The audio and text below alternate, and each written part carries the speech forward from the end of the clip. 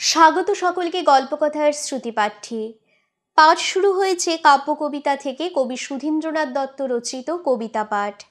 আজকের পর্বে আপনাদেরকে পাঠ করে শোনাবো কবি সুধীন্দ্রনাথ দত্ত রচিত যযাতি। উত্তীর্ণ 50। বনবাস প্রাচ্য প্রাজ্ঞদের মতে অতঃপর অনিবারণীয়। এবং বিজ্ঞান বলে পশ্চিম যদিও আয়ুর সামান্য সীমা বাড়িয়েছে ইদানিং, তবু সেখানেই মৃত্যু ভয় যৌবনের প্রভু। বার্ধক্যের আত্মাপহারক, আশ্রুত তারক, অন্যত্র অনাগত। জাতিভেদে বিবিক্ত মানুষ, নিরঙ্কুশ একমাত্র একনায়কেরা, কিন্তু তারা প্রাচীর, পরীক্ষা, রক্ষী, গুপ্তচর ঘেরা প্রাসাদেও। উন্নিদ্র যেহেতু, তাই ভগ্ন সেতু নদীতে নদীতে, মরু নগরে নগরে। পক্ষান্তরে অতিবেল কারা, তথা সংক্রমিত মেরু ব্যক্তির ধ্বংসাবশেষে দেশে পুষ্ট চীন থেকে পেরু। প্রতিহিংসা মানে না সিন্ধুর মানা, নৈশহানা আত্মঘাতী অঙ্গীকার, বিচারের সম্মত বিকার বা ষষ্ঠধিক্কার এড়িয়েছে যায় ভাগ্য গুণে। চোখে চোখে রাখে তাকে অদৃশ্য শকুনে, প্রবাসেও অহরহ যথাকালে অমৃতের দায়। শাস্ত্রু সন্ততিকে সঁপে অন্তিম শয্যায় নিকামত পারে না আশ্রয় নিতে। ঊষর ধূলিতে নিষ্পিষ্ট সে, ইতিহাস নিষ্ক্রান্তও বটে, অর্থাৎ কৃতান্ত আজ ব্যক্ত সর্বঘটে। এবং প্রৌঢ়ের কেন, সকলেরই কর্তব্য যেমন অরণ্যে রোদন, তেমনি সম্প্রতি সাধ্য লোকালয়ে সে বৃথা বিলাপ। অবশ্য আমার পক্ষে সঙ্গত যে নয় অনুতাপ, সে কথা স্বীকার করি। কারণ যদিচ মগ্ন শৈলে আমার মাতাল নৌকা বানচাল হয়ে বর্তমানে বিশ্লিষ্ট কঙ্কাল অপ্রাপ্ত সৎকার সব পচে পচে অস্থিসার যেন, তথাপি যে কালে নিরুদ্দেশ যাত্রার সংজ্ঞায় হেন। দুরবস্থা শুধু সম্ভাব্যই নয়, অবশ্যম্ভাবীও বটে। অশোভন তখন নির্বেদ, তাছাড়া স্বকীয় সিদ্ধি প্রার্থনীয় নয় সূত্রধার গণেশের কাছে। অকুল পাথারে অযাচিত সাম্রাজ্য একদা বাঁচে, যারা জিতেছিল অন্তত তাদের অনন্য সম্বল ছিল প্রাণপাত পৌরষ এবং রুদ্র কৌতূহল নিতান্ত নিরুপলক্ষ। তরল অনলে পরিণত ঝলমল জল, গলিত অম্বর তল অনুগত দিক ধ্রুব আঁখি ছল ছল। কষ্ট কল্পনায় মেঘে অন্তর্হিত চূড়া, পদান্ত উর্মির মুখর উদ্বেগে প্রতিষ্ঠিত অন্তগিরি ইত্যাদি বিবাদী লক্ষণের অলৌকিক নির্বিরোধ তথা সে সমন্বয়ের যে স্মিত বিদেশিনীর অভয়। এবং সোনার তরী তাদের ডাকিনী অজানার অভিসারে। হিংস্র ওরি বন্দরে বন্দরে অবিশ্বাস্য অনুচর অবহেলা চরমে নিশ্চিত জেনেই বেরিয়েছিল তারা। ভেলা আমি ভাসিয়েছিলুম একদা তাদেরই মতো।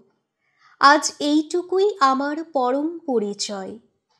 আমাকেও লক্ষ্যভেদী নিষাদের উলবন উল্লাস উদাসীন নদীর উজানে দিয়েছিল অব্যাহতি মাল্লাদের গুণ টানা থেকে। গাঁট গাঁট বিলাতি বস্ত্রের ভার, রাশি রাশি মার্কিনী গমের ভাবনা ও প্রতিযোগী ব্যাপারীর বাদ বিসংবাদ সঙ্গে সঙ্গে গিয়েছিল চুকে, এবং হঠাৎ অধোগতি অনুকূল স্রোতে হয়েছিল অবারিত। অন্তরিক্ষ বিদীর্ণ বিদ্যুতে ভ্রমিভঙ্গ জলস্তম্ভ, সম্মুখ প্রত্যুষ কপোতের পক্ষ বিধুনন, সন্নত সবিতা বেগুনি শোনিতে লুপ্ত রহস্যের বিভৎস প্রতীক, ফুটন্ত জলার জালে জর্জরিত তিনি। শেষনাগ শিথিলী কুণ্ডলী মৎকুণের উপজীব্য অপ্রমেয় নির্বাত মণ্ডলে বিধ্বস্ত সলিল ঊর্ধ্বশ্বাস বরুণের বিপরীত রতি সবই দেখেছিলুম আমিও। না দেখেছি বলে ভাবিনি অথবা অস্বীকার করিনি দেখার পরে, এবং এখন স্বভাবের অনুমোদনই আমার অনন্য স্বপ্ন প্রাচীন প্রাকারে সুরক্ষিত জনপদ। স্নিগ্ধ সান্দ্র সন্ধ্যায় যেখানে ক্ষীণ শিশু ভঙ্গুর তরণী সহমুখরিত নিকষ গোষ্পদে, কিন্তু গত শতকেও উল্লেখিত গ্রামের সন্ধান পাইনি স্বয়ং রেবো সার্বজন্য রসের নিপান। মৃগতৃষ্ণা নিবারণে অসমর্থ বলে সে যদিও ছুটেছিল জড়শূন্য পূর্ব আফ্রিকায়, পরকীয় সাম্রাজ্যবাদের প্রায়শ্চিত্তকল্পে যেন সাকিয়ার কবিতা সেখানে যেমন অভাবনীয়, মদিরার অপর্যাপ্তি তেমনই দারুণ।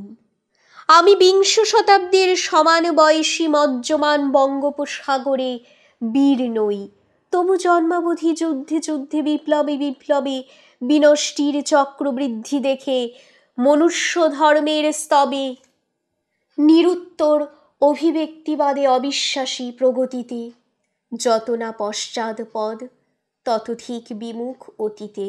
কারণ ভূতের নির্বন্ধাতিশয় তথা ভবিষ্যর নিষিধে অধুনা ত্রিশঙ্কু এবং সে খণ্ড বিশ্বের মধ্যে দ্বৈপায়ন আমরা সকলে।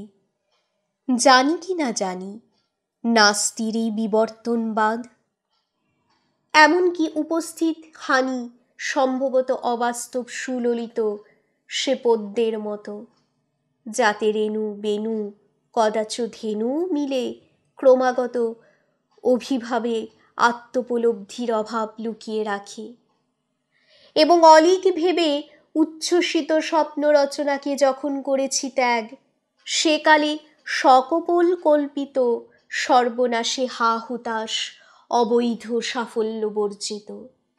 উপরন্ত দেবযানী শর্মিষ্ঠার কলহ কলাপে আমার অদ্বৈত সিদ্ধিপণ্ড হয়ে থাক বা না থাক, অকাল জরায় আমি অবরুদ্ধ নই শুক্র সাপে। অজাত পুরুর সঙ্গে ব্যতিহার্য নয় দুর্বিপাক, অর্থাৎ প্রকট বলে সম্ভোগের অনস্ত বঞ্চনা। 50 পা না দিতেই অন্তর্যামী নৈমিষে নির্বাক, এবং রটাই বটে মাঝে মাঝে আজও উদ্ভাবনা পরিপূর্ণ মহাশূন্য ভস্মীভূত জ্যোতিষ্কের প্রেতে। প্রাক্তন অভ্যাস দোষে ভুলে যায় মৌনের মন্ত্রণা, উন্নীত অমর কাব্যে কাগজের সুকুমার শ্বেতে, কিন্তু চিত্তবিক্ষেপেও অভিব্যাপ্ত বর্তুল সংসার, যেখানে আসক্তি ঘৃণা ভিন্ন শুধু প্রাগবর্তী সংকেতে, এবং চক্রান্তভুক্ত পূর্বাপর নিপাত উদ্ধার, যেহেতু আমাকে তাই অনুযোগ শোচনা ঈর্ষাদি খেপাতে পারে না আর। চরাচরে নেতির বিস্তার নির্বিকার হয়তো বা নিরাকার ব্রহ্মের সমাধি, অন্তত এ পরিবেশে মানুষের প্রার্থনা সমূহ জাতিস্বর অভিমন্য। তবু স্তব্ধ বিধাতাকে সাধি মেনে নিতে পারি যেন অপ্রতর অসীমের বুজ্জ স্বপ্নে। জাগরণে যেন মনে রাখি নয় কল্পতরু ঊর্ধ্বমূল অধঃশাখ, দুর্নিরীক্ষ সেই মহীরুহ যাকে কেন্দ্র করে ছোটে দিগ্বিদিগে সমুদ্র না মরু।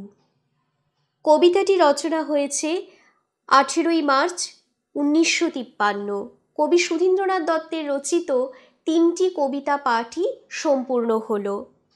আমার কণ্ঠে কবি সুধীন্দ্রনাথ দত্তের কবিতা আপনাদের কেমন লেগেছে আমাদের কমেন্ট সেকশনে নিশ্চয়ই জানাবেন, এবং আমার কবিতা পাঠ যদি আপনাদের ভালো লেগে থাকে তবে লাইক করবেন এবং প্রচুর প্রচুর শেয়ার করবেন, এবং আমাদের চ্যানেল এখনও যারা সাবস্ক্রাইব করেননি তারা দ্রুত সাবস্ক্রাইব করে ফেলুন গল্পকথার শ্রুতিপাঠ্য, এবং পাশে দেওয়া বেল আইকনটি প্রেস করে অল নোটিফিকেশন অন করে দিতে একদম ভুলবেন না পরবর্তী সমস্ত আপডেট পেতে।